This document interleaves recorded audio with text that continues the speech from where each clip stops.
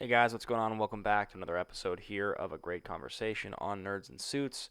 We're talking today with the great Roxy Striar, somebody who I'm very close with, who I have known for what feels like my whole life at this point, and somebody who you guys really are going to enjoy hearing talk today. She tells some great stories here. She tells a story about, no joke, doing a one-woman show at her mother's funeral.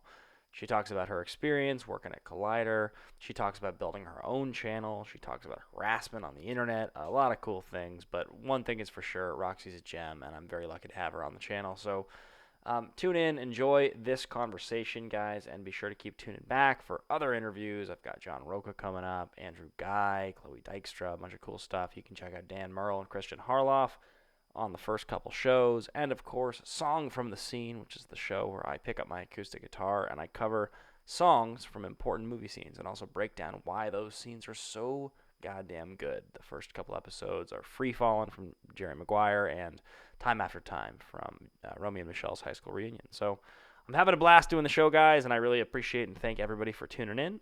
Leave a comment, hit that subscribe button, hit the like, and otherwise, enjoy the episode. What's going on, guys? Welcome back to another episode of a great conversation here on Nerds and Suits. Today, I am very fortunate to have one of your favorites on the show, one of my favorites on the show, somebody that you know from all over the place. Maybe you remember her from Screen Junkies. Maybe you know her from Collider. She's the manager of the rock stars in the Schmodown, 1/3 of the World Girls, a talented writer, actress, producer, AfterBuzz TV original host, the multi-talented, the gorgeous, the amazing Roxy Striar. So you agree? You think I'm pretty? Hey Ben, happy to be here. One of your first few guests. Look at me, big shot. Pretty exciting stuff. Yeah, Christian told me that if I had you on before him, he would never let me host backstage again. So did he say that? No, that's You just made that up. I thought it was a funny thing to say, but wait, let me ask you: is this like a cool guy thing that you're doing with the one headphone? Is that like a thing now? No, you've never noticed, like when I used to host AfterBuzz shows, I would do the one headphone. Yeah, sometimes. I like struggle when I can't hear any of the rest of the world. It like makes me feel like I can't hear the sound of my voice, and then that makes me feel uncomfortable. So I do the one headphone thing. All right, cool. Looks really dope. Yeah, it's pretty awesome. It's the equivalent of like the one strap in 21 Jump Street. You know, we're doing that thing. For sure. Yeah, it's really cool. So anyway, you're looking tan. So talk to me first and foremost. How does getting sun in quarantine work? Thank you for noticing. Yeah. I have been, this is quarantine or not, I try to in the summer months, which in Los Angeles is really from like April to October. I try to spend 20 minutes a day in the sun. I find that I love your big gulp. I find that it helps. It makes me happier. It makes me look better, and I'm a person who was meant to live in the sun at all times. So 20 minutes a day, and honestly it's probably not good for me, but I don't even care. Do you like sunscreen it, or for those 20 minutes you're free balling? I'm not free balling it. I do put SPF on my face. Okay. And I try to make it so that I'm not a wrinkly old bitch one day, right. But not on my body. It's just too much. Like, what am I going to do? Put sunscreen all over my body every time I go outside and then come back in and have to shower? I hate the feeling of sunscreen. I'm sure I'll regret that one day. And of course I was going to the beach, but it's 20 minutes. I hate the feeling of sunscreen too so much. Like you hate all textile things. Sand, it's true. I'm like Anakin in that regard. So yeah, that sounds like a good thing to be doing though. I actually have a similar feeling with the sun. I feel like getting out in the sun is one of the few things on a day-to-day basis that makes me like feel like I'm, I don't know, connected to something happy and bright. Because it gets tough these days. You know what I mean? Like we don't really get to go do much. I mean, I feel that way, but we're in LA, so at least when you're feeling crazy, you can go outside. It was only like 2 weeks, less than that, whenever, a week, 2 weeks ago, whatever point this is out, that it was snowing back east. Yeah, totally. I know. Friends in Ohio were telling me it was crazy. And I mean, that sucks. A few weeks ago here, like a month ago now, I remember we had like a week and a half of solid rain. And even that was just depressing enough. So I can't imagine what it would be like to snow. But anyway, we're not really here to talk about the weather. I want to know things about you and your career and what you're doing. You want to know things about me? I do. I'm so curious on the show today. Like, do you think you're going to learn something about me you don't know? Yeah, totally. It's a casual conversation. We're gonna veer left. We're gonna zag right. All kinds of things. Oh, we don't zig and zag. We I'm an veer and zag. interviewer, so Yeah, I'm gonna okay. ask. Yeah. I'll let you interview then. Yeah. Look, I mean, I introduced you as one of the 1/3 of the world girls. It's one of the things that I've been watching you do online, and it's pretty cool. The first episode you did was, if you guys haven't already seen it, go watch it. It's incredible. You guys went to Irish Times, and it was like a whole produced thing. So I guess the first question I have for you is, that is a little closer to what I know is your dream, which is to actually make and produce scripted content that's more than YouTube streams. Was that experience, like, did it give you a little bit of a glimpse into, I'm closer to doing this than it feels like some days? I don't know if it's necessarily closer to my dream because it's still non-scripted content. It's not like that episode was scripted, but I know what you're saying in terms of the production element. Like, a lot went into preparing it. There are a lot of moving parts, as opposed to being on YouTube, where I stroll out from my bedroom and sit on my living room and just start talking. So I did love doing it. I think part of the reason I love doing it is because I have two of the best PICs on the planet, Darina and Steph. They're incredible, and they make it really fun. So any meeting we have whiskey, or we have cannabis or whatever, and we plan all these things. But it's still, it is something I would always want to do, but it's not, I'm not a character. Yeah. I would say probably closer to what the dream is would be more like a schmodown situation, in which, where I'm going out and I'm a little meaner than I usually am. I've got a little more edge to me than I usually do. That's a little bit more of a character. So you're saying that the schmodown is your dream? Crickets.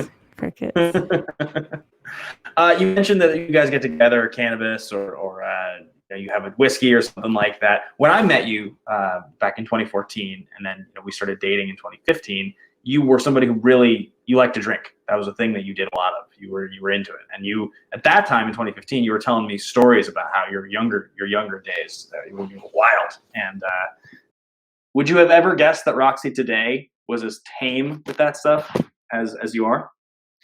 I just have such a different, I think, a unique history with alcohol, because I don't know many people who kind of go through the journey I did. And I know that a lot of people drink a lot in college and then have totally normal lives in which they drink once a week with their family, a glass of wine at dinner or whatever. But mine definitely extended after college and started long before college, where I was just drinking so much, and it was really fucking up like massive, massive parts of my life. My friendships, my family, my relationships. When you wake up multiple days a week and have no idea what happened the night before, or have to set, the worst was having to send out the apology text the next day, Yeah. and not even like being quite clear what you were apologizing for, just knowing you fucked up somehow. And you were the one in the wrong because you're the one who's drunk, so you are the one in the wrong.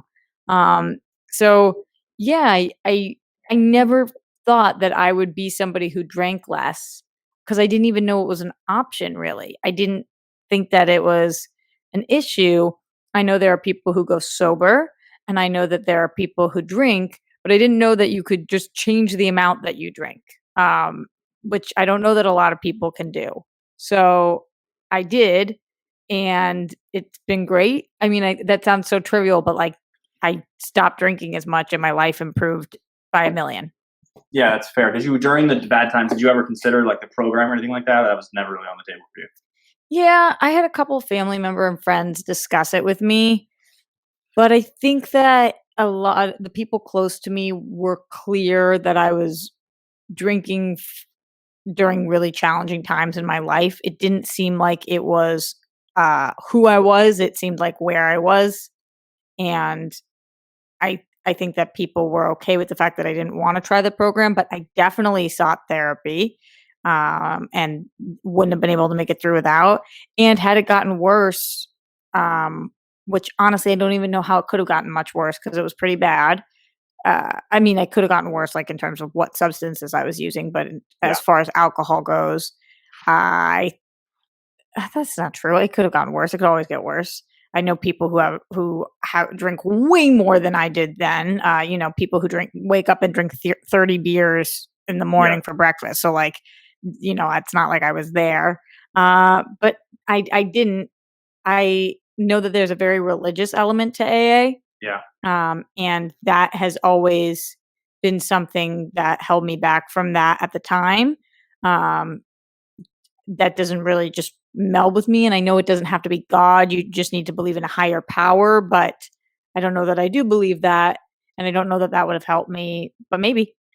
Yeah, I've had similar concerns actually. That's been when I've gone to a couple meetings in my life, twice, two different times to sort of get like a lay of the land. Times when I feel like I've been drinking too much. I guess because you ask yourself that question, like, what's the future of this, and how do people deal with it, right? Because there's a lot of very smart people I know who I really have a lot of respect for who have gone sober or have tried to be sober for a while and seems to improve their life. And both times there was an element of this is not where I'm at, and also that same thing you mentioned of a higher power. That's hard to.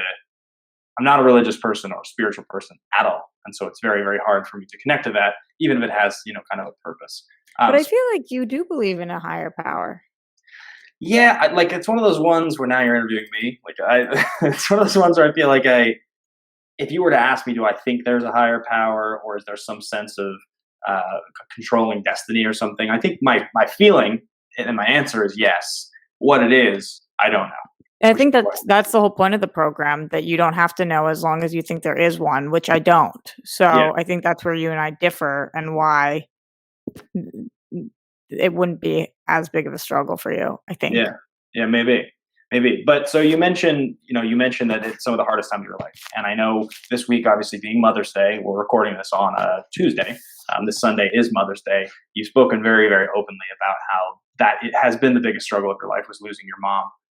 When these difficult times come along, a week like this week, are those the times that you find it the hardest to abstain? Or these days it's not even really a struggle? Like it's just, this is your life now. You mean from drinking?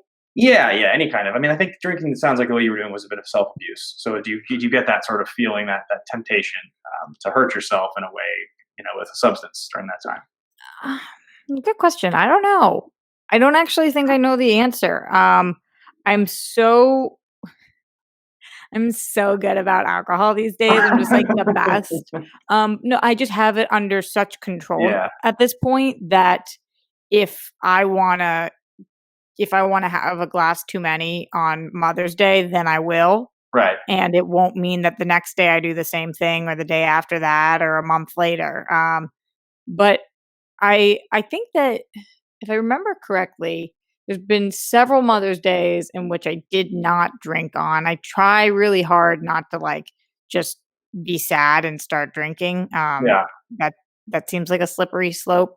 I also have really great people in my life at this point, and Mother's Day is not.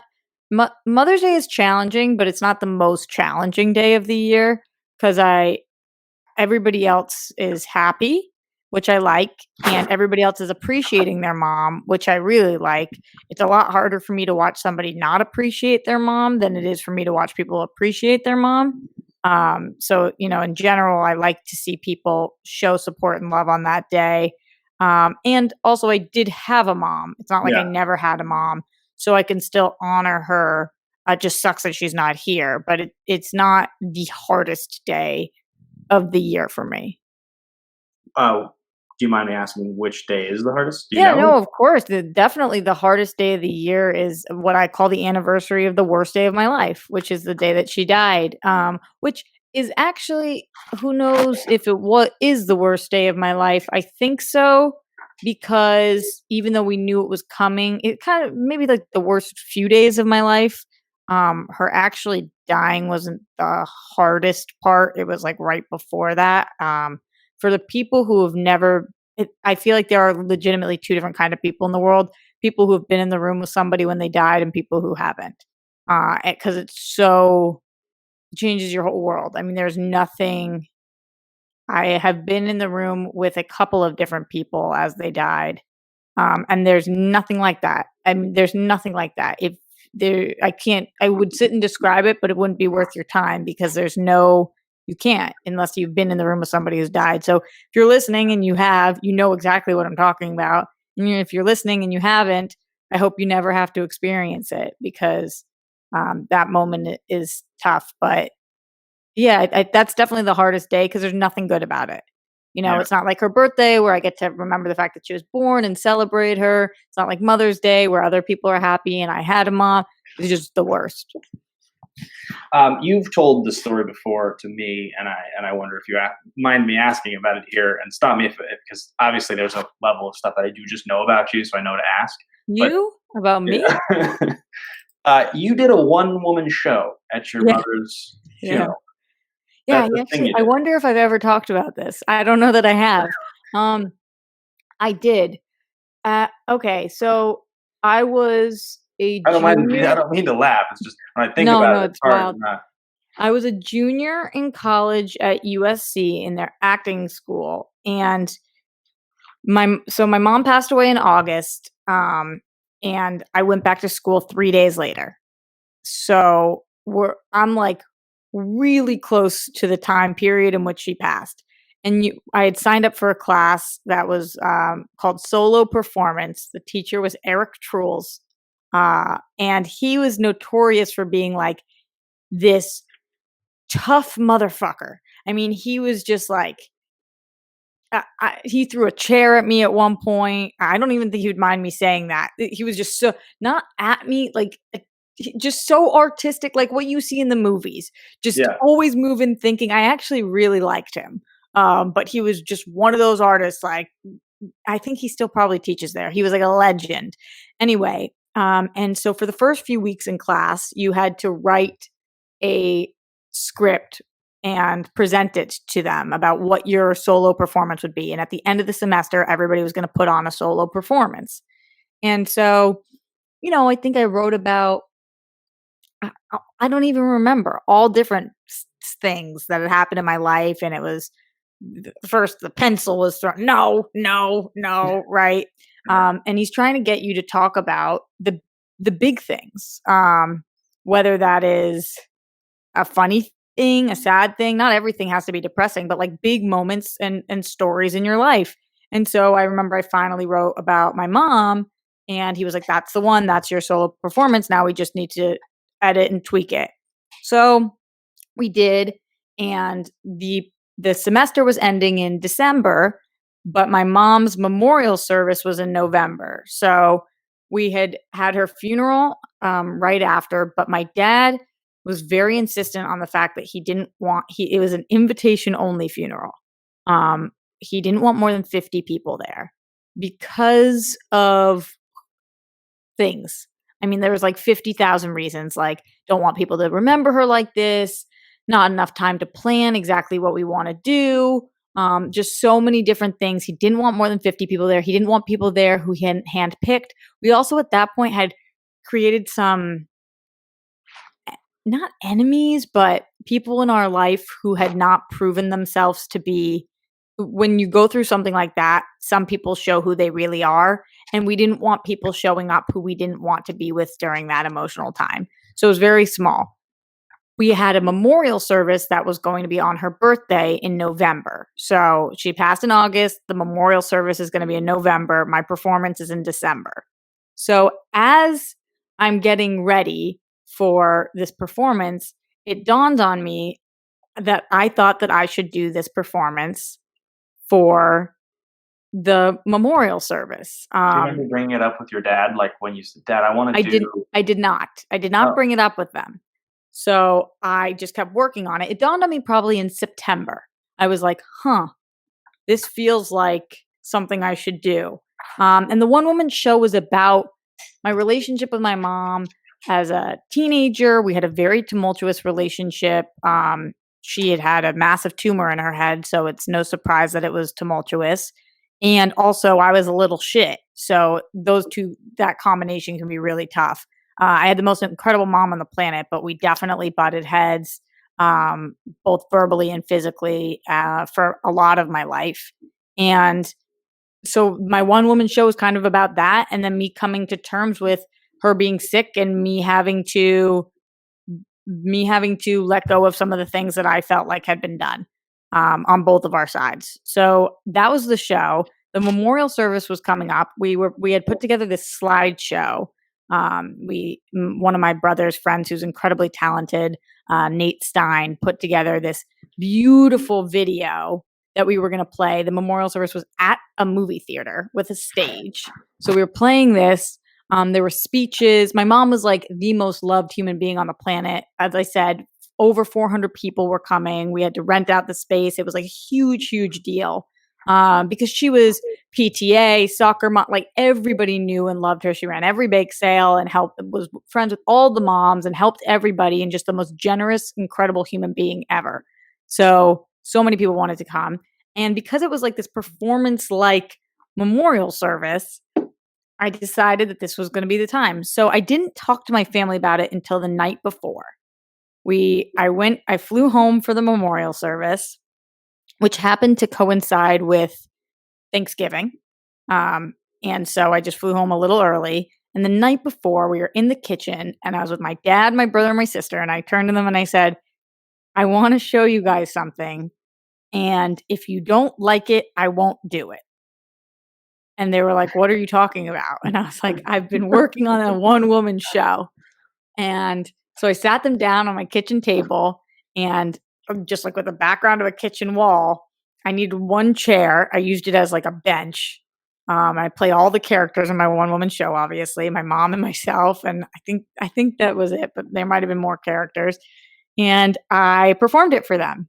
How long was it? 10 minutes. Okay. So not egregiously long or anything like that. So that can be pretty. Maybe 12 minutes, but Okay. no longer than that. But I mean, that's a long time for, this is a long time. You know, think about, you perform songs, right? So I said, right, like, I don't know. You perform songs. I do, yeah. Even on your channel, you'll do a 3-minute song. 3.5, yeah, 4 maybe. Yeah, I mean, 5-minute song is a long song. So 10 minutes. This is a long time. This is a long, long time. So I did it, and they all three were in complete agreement. They were like, you need to perform this. So I did. And it's so strange because what a weird, self-indulgent, bizarro thing to do at your mom's memorial service. But I'm an artist, and I've never shied away from that. And it's what I felt like I had to do. And I did. And I remember people were like crying and clapping and standing. And it was a whole thing. It was a whole thing. And now it seems like an embarrassing story, but I'm telling you, at the time, it was like the move. I mean, it doesn't seem embarrassing. I think that's the wrong word. I mean, it sounds like it brought the house down. And truthfully, honestly, how many opportunities in your life would you ever have to do that? The answer is one, and you did it. And I'm glad. I think anybody in a situation like that. I mean, if you think about any like, births, deaths, funerals, marriages, things like that, things that you're supposed to do one time or do one time, to commemorate them with something special to you. I mean, I don't think you could ever call that embarrassing. I think it's meaningful. No, not embarrassing. Just it seems very, like I said, self-indulgent to want to put on a one-woman show at something like that. But I don't know. Sometimes art moves through you in strange ways. And I will say that because I had already performed it where it mattered to me, when I performed it for the play that we'd put on at school for the finale, or for our final, it was like a piece of cake because I didn't care. Like, do with it what you will. This was for something else for me. Sure, right. That makes you laugh. No. I was just thinking about the experience of performing in front of people at the end of a class and how that really couldn't compare to the situation you were in. It wasn't people at the end of the class. It was a full-blown at USC. It's a stage production with hundreds of people in the audience. It's like I think that we did it in a black box theater, but still there was so many people there. But it was like, I don't know you guys. And this isn't my mom's memorial service. So like easy peasy. And I could have like a little more fun with it there. I remember I feeling like there was a lot of pressure, but good pressure. Right. So you finish up USC, you do this performance, and you now live in Los Angeles, and you got to go and do your thing. You got to go get a job or be a performer and, follow your dream. So I know you've talked a lot on the various shows about meeting Kevin Undergaro. Kevin, obviously a close friend of mine and one of your lifelong friends, your mentor. Um, do you look back to your life sort of pre and post Kevin? Like, is that like a divide you think of in your life? Well, I met Kevin when I moved to LA. So, yes and no. I mean, there was pre Los Angeles and post Los Angeles. And since I've Yeah. been in Los Angeles, there's always been Kevin. So, definitely, I do think of it that way. And he has done everything for my career. But it's like crazy because he's from Boston too. But I Yeah. didn't know him back there. So, there's life on the East Coast and then there's life on the West Coast. And I never knew the West Coast without him. Why is it that all you Boston people, you guys all gravitate towards each other? I mean, I understand that when you're from somewhere, there's like a feeling of home, but it's different with Boston people. I mean, I hosted Schmodown backstage today, and I had Jared Haven and Jeff Snyder on the show together, and it was just like when they were on together, it was just like, I mean, obviously, kind of a thing. You know what I mean? Like, I just feel like they're almost just giving attitude. What do you mean it's like obviously? Like they connect, you mean? Yeah, like there's just they don't even have to say it, and there's just like they're them, and then there's everyone else. Like, is that like a Boston thing? Well, in the same way, if we're going to stick with Schmodown for a second, think about FSU. It's got Kalinowski and Roca and obviously Christian and Jen. And it seems like there's something in the water there too. So I think if you grow up with something, if it's at a big stage in your life, then for all different places. But yeah, I do find that Boston really does have that, especially out here. We're a different kind of people. It's the best and the worst of the entire planet. I find way to be self-centered again. It's the best and the worst of the planet, though. Bostonians are atrocious and incredible. I've said I think I've said this to you before, but I'll never forget being at a Celtics Lakers game and watching these two grown men walk by these two young 20-something-year-old women, and the women were in their Lakers jerseys and the men were in their Celtics, and we were back home at the Boston Garden, and the men just and spit right on the girls. Wow. And that's Boston. That's the disgusting, horrible parts of Boston that you see all the time because we just bleed Boston. And if you don't bleed Boston, it's like get the fuck out of our house. Yeah. So that it's got good things and it's got bad things. But yeah, we definitely connect. And I think especially you mentioned somebody like Snyder, who I find is incredibly misunderstood in this La La Land. It takes one to know one, true asshole. And there's something about it. You would do anything for anybody, but you also don't have 1 ounce of I'm going to fake it in my body. Like just no F's can be given. So there's something really different about it there. Speaking of Snyder, you're let's call him your A player on the Odd Couple and on your team, the Rockstars in the movie Trivia Schmodown. Today, you said that. I don't say that. I have two. They're both A players. You have 2 A players. One of your top 2 guys, half of the team, the Odd Couple, was on backstage today, and as well as dropping 25 F-bombs and having to be actually kicked off the show because he was. Did that happen? Yeah, it was so inappropriate. Christian, I haven't talked to Christian yet. He's probably so mad at me, but. Snyder, I asked him straight up, outright, with the Rockstars struggling, and with the Odd Couple with this most recent loss, Roxy's been very clear she's not doing anything. Have you heard anything? Is there a trade coming? And Snyder said, "This is the first you're hearing of it." Snyder said, "I do what Roxy tells me, but if she tells me to play with someone else, sure, I'm open to it." He didn't quite throw Andrejko under the bus. But he definitely didn't say there's no question he's the only guy I want to play with. I was surprised. I'm not surprised by that. We've definitely heard Snyder talk about. I think that Snyder's had some awesome teammates. JTE being one of them. JTE being a member of the Rockstars. JTE being something that is somebody he loves to compete with. And Draco being somebody he loves to compete with. Snyder loves to compete. He loves to be in singles. He loves to be in teams. And I think that was just him being respectful, saying, whatever I want to do. What are you smiling about? You should watch the interview. He sounded like real cantankerous, but he was on one today. So, no. You know when Snyder's on one. Yeah, but what does that mean? He didn't say anything. He didn't say he wants to leave. Him and Draco work really well together. And if anything, after their match, he was so complimentary of Draco. Yeah. Draco was really able to pull out some crazy great things, especially with Star Wars. Yeah, no, it was crazy. And Snyder is the first to say that. So yeah, I just think he's open to whatever he's a winner and he wants to win and whatever that means. So yeah, but I don't think any part of that surprises me that he said that. Now, when you win, things are great. When you lose, the community tends to really let you, Roxy Striar, know about it. For whatever reason, the Schmodown community has really responded to your kind of heel manager character. They really buy into it. Like, well, yeah, I was actually thinking about this.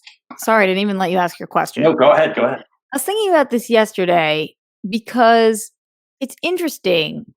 I am a heel. I'm a little bit of a tweener, but I am a heel. But there's the heels that you hate, and then there's the heels you love to hate. Right. Shannon has really done a great job being the heel you love to hate. Shannon came in, she's doing the thing like the song, and she's so evil and she's trying to break up teams, and people love to hate her. Finstock, I think he was going for the love to hate, but people seem to just love to love him. Yeah, I don't even know that you could call him a heel at any point. He is a heel to me and always will be, but he's more of a buffoon. He's just in his own category. And whatever he's done, just the people respond to, and I get why, because he's an incredible character. For me, I don't think I am a love to hate. People either hate me or love me. That's how it seems to be. 50% of the people fucking hate me. Right. And 50% of the people would lay down their life for me. And I'm a very polarizing person. So it's not a love to hate. You either are with me or you're against me. And that's been interesting to see in the Schmodown community.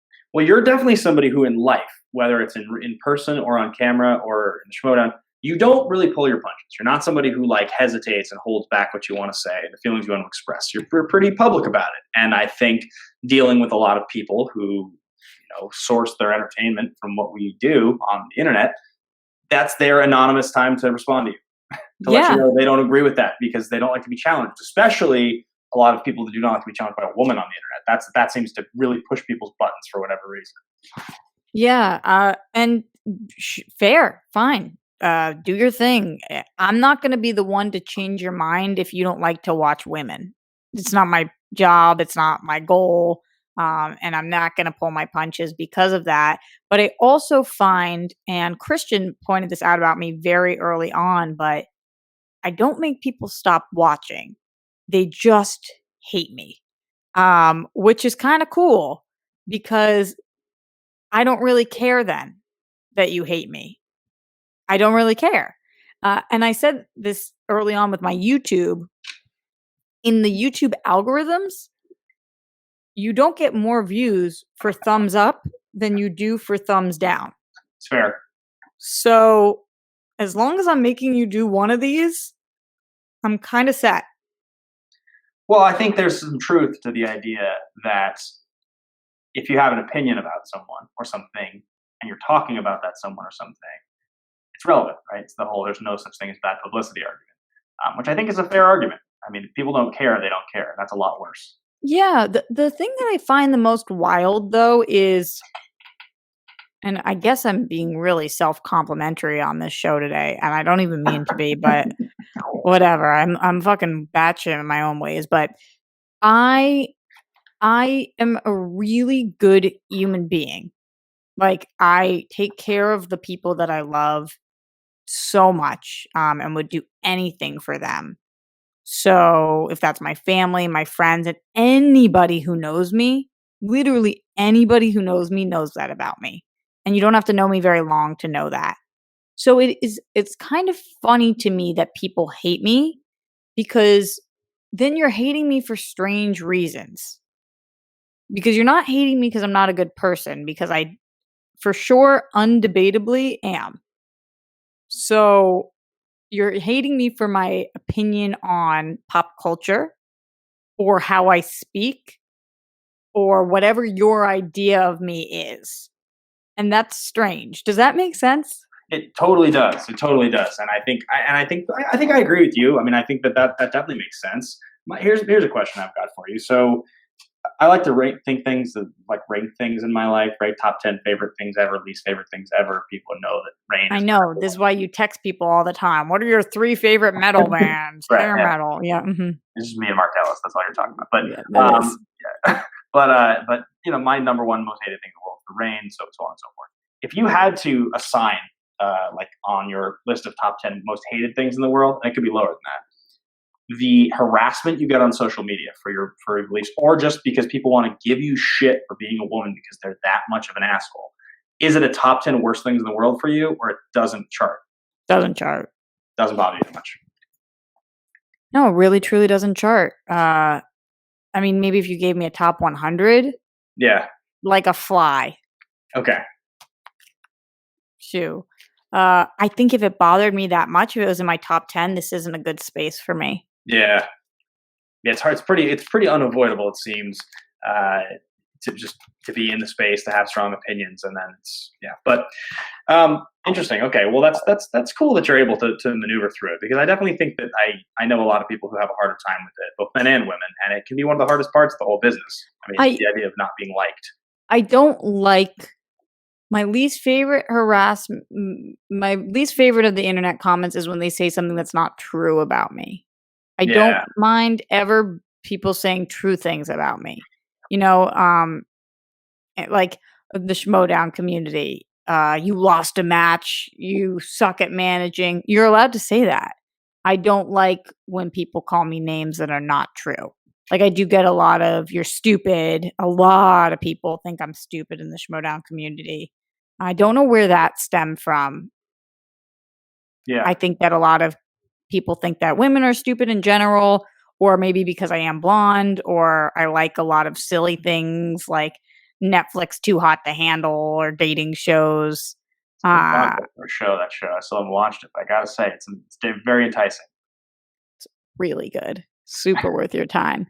That one frustrates me because I'm not, and I don't like people saying that I'm things that I'm not. It's come up a few times in my hosting career where people have called me a name that I'm not, and that always has bothered me, but not in a top 10, just in a I hate being said that I'm something that I'm not. So I'm glad you're able to move past this thing. I think your life would be a lot worse if you couldn't. Now, you mentioned people call you stupid, and I obviously know that you're not. You're a writer. You write a lot. You have written a lot of very cool things, some of which I've even been fortunate enough to read. How many scripts at this point have you finished, by either television or features? Or I should say finished a draft of. Oh, it's impossible to answer. Really? Yeah, because I've got that series that I'm working on for the first scripted series for AfterBuzz. So we're like 6 episodes deep into that. Then I've got the ones that I'm working on with Sarah Stratton, who you guys, if you're Schmoes fans, and you remember her from Box Office Breakdown. And we've got several scripts together. I've got scripts by myself. Now I'm working on these scripts for my sketch class. Yeah, I don't know, dozens. Wow. Do you have anything right now that you're working on that you can talk about that you're excited about? You don't have to give any explicit details, but just something you're working on. I'm excited about every single thing I work on. I love writing. I wouldn't work on something that I wasn't excited about because I'm not getting paid to do it. So, or at least not at this point. Yeah, with Sarah Stratton, who's been my longtime writing partner. The quarantine has not been good to us because of how many hours I'm working right now. But we have a couple of different things going on. We have a feature and a pilot that I'm obsessed with, both of them. Those have been the 2 things that have been really on the forefront for a long time for us, and things that I'm really excited to push forward. We'll see how the Hollywood industry looks after all this. I really don't know if it's going to be kind to us. We'll see. And then the AfterBuzz show, like I talked about, really excited about that. Also, earlier, I think I mentioned this on Screen Junkies, but I'm working on a more Jewish-centered feature. Ben, you read that one. I got Joe Starr's notes from it also, so I've been working on that, which I'm very excited about. So yeah, a ton of different things. I'm excited. Literally everything I do. I wouldn't do it if I wasn't stoked on it. Now, obviously, your perspective into content comes both from being an audience member and a creator. However, one thing that I have heard a lot of people say about you is that you like everything. You give everything a positive review. Is that true? I've heard I read your comments sometimes, or I'll see it on Twitter. You've even said to me before that some people think that. Do you think? I mean, it feels like you do have a positive opinion of a lot of movies that you review. You don't feel that way? No, you're right. A couple things. Yeah. Number one, I don't review movies I hate most of the time. That's a strong point. Because again, if I'm not getting paid to review something that I hate, why do I want to spend my time talking about disliking something? I'm not a critic, so I don't want to talk about things I hate because it's not as fun. I've always thought it was strange when people love talking about things that they hate. That's a weird characteristic to me in somebody else. I don't want to talk about things I hate. I want to talk about things I love, and I'd rather, if you don't have anything nice to say, don't say anything at all. So there are a very select few amount of movies that I have spoken about that I really don't like. And they've kind of become ongoing jokes because of how not often I do that. One of them being like a Phantom Thread, right?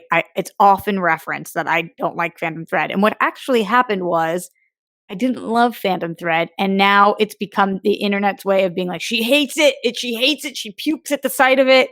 It's a thing now. When really I just didn't love the ending. Kind of bothered me.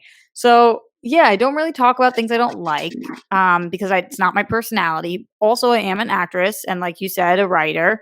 I'm hoping to work with these people. Dear God, Paul Thomas Anderson, I think you are so talented. Please don't let that deter you from casting me. That would legitimately crush my soul. But you're a lot less likely to work with people that you dick on. And then also, I think I know how hard it is to be a creator. So I try to look at the positives. Why did this work as opposed to why didn't it work? I'm never going to give a positive review of something that I didn't like because I'm not going to steer people the wrong way. I'm just going to not talk about things I didn't like. Anyway, that being said, it's a decent segue for me to talk for a quick second about what is going on the channel, guys. This is a brand new channel. We've been live for 2 weeks now. You're probably watching this. Yeah, and the second weekend or so, we were very fortunate with the help of Roxy and other friends to hit 1,000 subs in the first week. I'm hoping to hit 2,000 here pretty quickly. We're moving pretty fast. There's this show, of course. You know what? There's a little banner I can put on the bottom of the screen. There we go. How do you make it scroll? It's one of these banners. I don't know. For the people who are listening on podcasts, it says, don't forget to leave a comment below and to hit subscribe. Thank you, Roxy. I appreciate that. You're welcome. So yeah, this show, Great Conversation, currently is once a week. We drop these episodes on Fridays at noon, and supposed to be Wednesdays at noon for A Song from the Scene, which is the show where I'm talking to you guys about great scenes in movies, the songs that make them great. And I pick up my guitar and I perform them this week, or if this comes out this week or next week. I did Free Fallin' by Tom Petty from Jerry Maguire, which I was really excited to do, and go check that one out. We got Time After Time by Cyndi Lauper. Anyway, hit that subscribe button below, guys. Leave a comment if you like this video, and hit the thumbs up button because it helps us get more viewers, and watch videos, and all those kinds of cool things. So thanks everybody for watching. So I want to talk for a second about your channel, though, because you jumped into this as something that happened in the post-Collider era. And you've talked at length about this, so I think we don't have to go down the road too hard, but I know you thought you were going into another January, at least, of Collider content, doing something cool there. You thought No, I said on Mark Riley's show that we thought that we had been picked up for a year for another show. We were starting a new show. Mark was talking about that on his channel and asked me about it. So I didn't think I had at least till January. I thought I had all of 2020. Were you excited about the new show? Yeah, I was stoked on it. It was supposed to be me and Darina and Perry, and Mark Riley producing, and Cody, and we were really excited about the new format. We had multiple meetings, and I think everybody was excited about it, including Fernandez. I think every person was excited about it, and sometimes this happens in business where you're excited about something and it doesn't work out. And it's kind of ironic. I find this quarantine to be, at least, because it might not have even mattered. We were supposed to launch the second week of February, and then we would have gone into quarantine a month later. So maybe we got an extra month of it. I don't know. But it might not have even mattered because then, the second round of layoffs came or furloughed employees from Collider. A couple weeks ago? Well, it's bizarre to think that in October, Christian Harloff was hosting Collider Live, and that was what was happening. And then come November 1st, Harloff's gone. You guys take over. Now you're hosting Collider Live. Mm-hmm. Come January 1st, nobody's hosting Collider Live. And come COVID, nobody's going into any studios. All in the course of a few months, the positions and who was, piloting the ship changed to the point that now everybody is just doing content from their home on basically their own channel. As you said, I don't know that it would have mattered. It's just crazy to think how fast that all moved, because in October, if you had asked me where are we going to be in March, I don't think that that's the answer. I couldn't have plotted out those steps and told you, well, it's going to happen like this, and then like this, and then like this, and then here. Yeah, I know. So we were all really bummed about it. But again, kind of funny because I feel bad.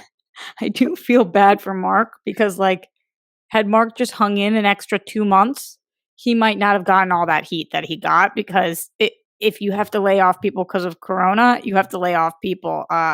And honestly, it might have really, because we had to do that whole town hall thing, and I really like Mark a lot. We text, and he's tried to get me other jobs since, and he's been awesome to me. So nothing about that, but just I feel bad because the fans really went after him, and if he had held on for 2 more months, he really could have probably avoided a lot of heat. Well, and then Jack Hine jumped in front of the moving train that was the anger of the internet. So that happened a couple days later, and it seemed like some of the Mark Fernandez hate was absolved by that. But that was never my biggest issue. I will say that I think a lot of people were really upset with that, and they were allowed to be, and I feel for them. And when you lose your job or your friends lose their jobs, the last thing you want is to be kicked when you're down. Yeah. But we all say stupid shit sometimes. 100%. That was really stupid shit, but I've said really stupid shit before too. Not that kind of thing. That's not my MO, but definitely things that I wish I didn't say. And then I'm like, oh my God, why, Rox? Why'd you do that to yourself? So am I standing up for what he said? No, absolutely not. But should we just keep on dicking on the kid because of that? I don't know. No, I think life moves on and all of those things. I agree with you. I'm a huge fan of Mark Fernandez. I think, look, I totally get why there was so much anger and why people were so upset about it. But at the end of the day, the difference of a couple weeks lead time would have made, I guess, difference. But if the money wasn't there to support the show, the money wasn't there to support the show. People would have been mad. But the truth is, we look over at your channel, just crushing right now. Look at Roka's channel and Riley's channel, just absolutely slaying right now. It's interesting that this was the boost, the push that it seems a lot of people in our space, you guys included, needed to kind of jump into business for yourself. And you have streams right now that are getting watched by hundreds of people a day, every day. Yes and no.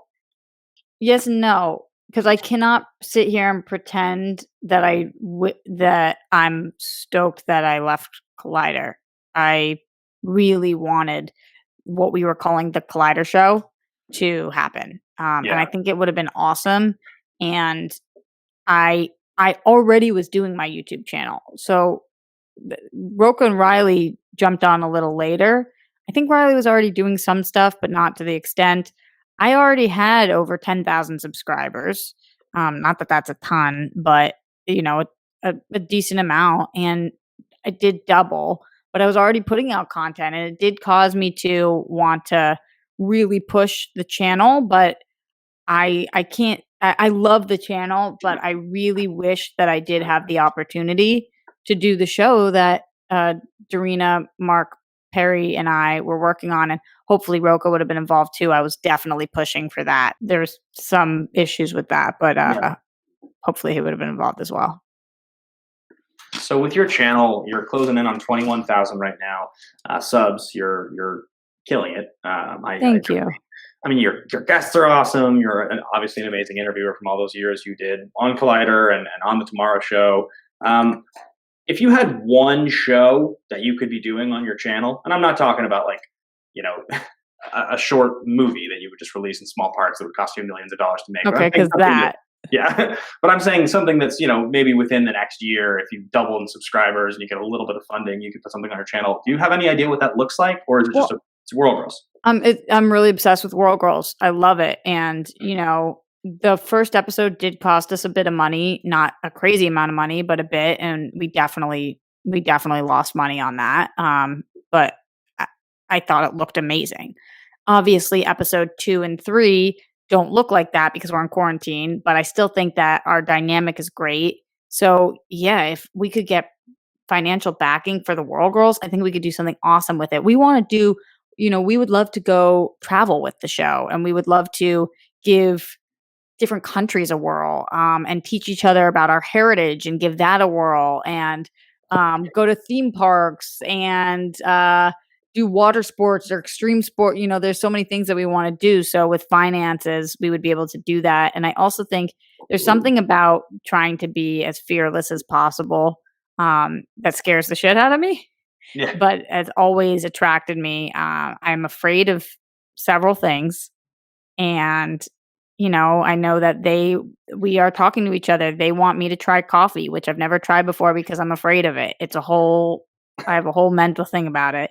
They want me to try riding a bike, which I don't do. And yeah, they want me to give riding a bike a whirl, which I'm scared of. Both Steph and Dorina are horrified of Ouija boards, and we want to give that a whirl. So there's definitely things that each of us are afraid of. We all are very open about our fears. And I think that it has the potential to be huge because the two of them are so freaking phenomenal. We need a little love. Last question for you. You posted an obscene thirst trap the other day on TikTok. It was outrageous and ridiculous, and the internet would not let you hear the end of it. Explain this. I filmed it, by the way. I'm the one that was filming. So I had a lot of questions about that. Who filmed it? Who filmed it? Yeah. Yeah, and there is something about having you film my hairy legs, which is its own story, but fine. It just shows who I am as a human being and how little F's I actually give about that. But yeah, it was kind of wild. So I had this idea. I'd been growing out my leg hair for all of quarantine. Not intentionally. You just didn't shave your leg hair, and then we were in quarantine, and you decided. No. What happened was I hadn't shaved my leg hair, and we were in quarantine, and then I started intentionally growing it out for something, but I didn't know what. Because remember, I talked to you. I was like, should I shave my initials into it? Yeah. Like, what should I do with it? And then Cam Rice talked to me about. He was like, I want to do this possible photo shoot when we're out of quarantine of like before and after with people. And I was like, oh, maybe this would be good for that. But then it started to get really, really itchy, like horrifically itchy. It felt like spiders were on my legs. And when I would walk and they would flow in the breeze, it just was like, it felt like bugs were crawling on me, and I hated it. And I wanted to feel sexy, and I just couldn't. I couldn't with the leg hair feel sexy. So I had this idea for doing a thirst trap, which I never do. I'm not a thirst trap chick. No shame in that game. Love people who post thirst traps. I'm just too goofy for it. Like, I just can't post a thirst trap. I have posted some bikini pics before, but usually I get like really angry about them. As you know, having had to take them before, I'm like, ugh, I don't like that look. Ugh. It's just like not fun or sexy. It's just I'm just like, ugh. So anyway, I had this idea to do this thirst trap video, but then show my hairy legs. But you can't even see in the video the extent of the hair. But yeah, I got a lot of text messages and comments on that. Different people had different reactions. Some people thought it was really stupid that I actually did that. Our mutual friend Kevin Undergaro, who you mentioned earlier, was like, I think that was a really bad business decision. And I was like, really? I just think it's so silly. So that was funny. And yeah, it just was like, I saw wrote on it and was like, too funny. Mike Kalinowski had a big issue with it. It was like, what the hell are you doing? I saw he was talking on your stream about it. Well, you lost followers because of it, right? Yeah, I did. I lost by when all things are said and done, I lost about 300 followers because of it. That's so ludicrous. But like, what are those people following me for anyway? Look, it was a hilarious video. I thought the camera work was really top notch, but great job. Yeah.